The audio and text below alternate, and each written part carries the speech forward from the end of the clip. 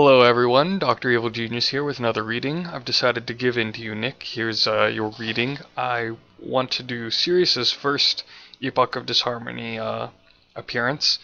Sirius is one of my favorite characters in the RP because you just write him so entertainingly well, and seemed proper to start at the beginning.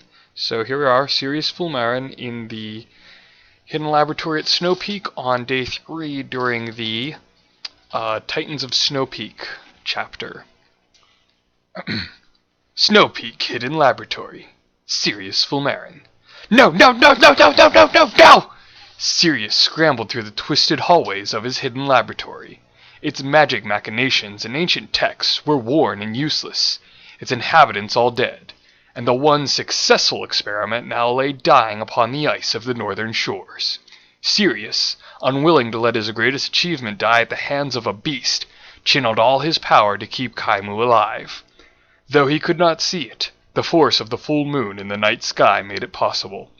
Prophecy and planning worked in tandem to bring Sirius to his present situation, and his power was at a peak it likely would not achieve again for some time. He had but one chance to preserve the power of his creation, so that so that it might live on for further study someday. Out of my way! Sirius kicked down a door, taking great pleasure in shouting as he rushed through. Unable to contain his childish glee, he roared in happiness as he went tumbling down the lab's emergency exit. Little more than an ice-down slope, it carried him at nearly fatal speeds to the bottom of the mountain. There are no rescues this time. The pathetic, whiny voice of the false Kaimu echoed in Sirius's mind, and as he emerged into the moonlight, he could see the Yeti moving into striking range. I don't think so! Sirius punched his right arm with immense force. The moon's light flashed in accordance with his swing. The night sky lit up, making the mountainside appear to be in broad daylight. A barely visible energy force rushed forward from Sirius, screaming across the shore and striking the Yeti directly to the left side of its head, managing to completely halt the beast in its tracks. Sirius kept running towards the Yeti as he punched, beautiful flashes of light rippling across the sky with each strike. He did not have He did not have to be near the creature to make contact. This night was his. This fight was his. Don't touch my dragon! With each word he released stronger and stronger strikes, leaving Kaimu alone as he brutally beat the Yeti back toward the shore.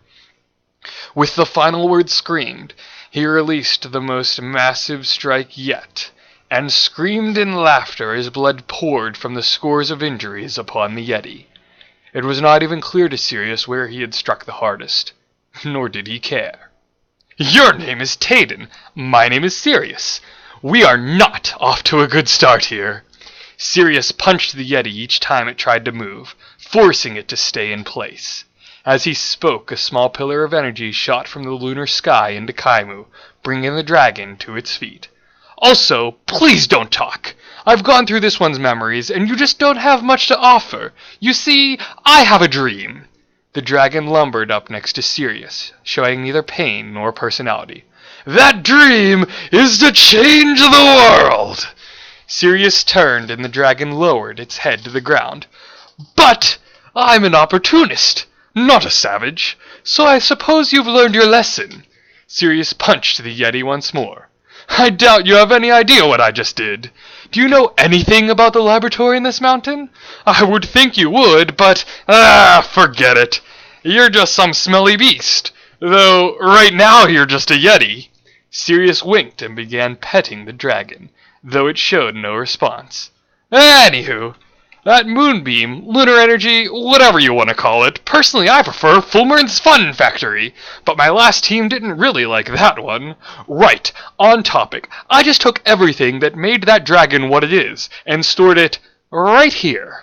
Sirius showed Tayden a small box containing a half-dozen gemstones.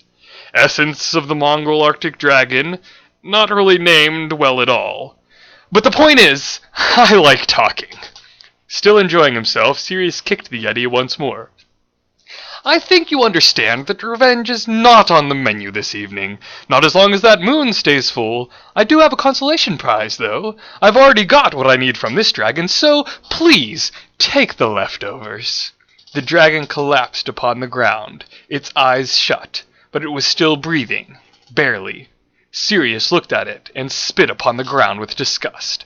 Pathetic thing, really. Never was able to let go of the fact that it wasn't the real Kaimu.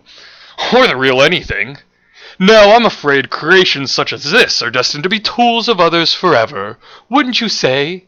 Sirius smiled devilishly at Tayden, whom he had never met, but was certain would understand his words. So there was Sirius. I had fun with that one. Don't know if I really quite captured his sarcasm and craziness the way that I should have, but I went with it and kind of tried to ham it up a bit.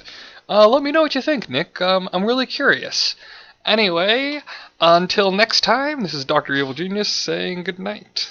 Because, really, I gotta go to bed now. This is ridiculous.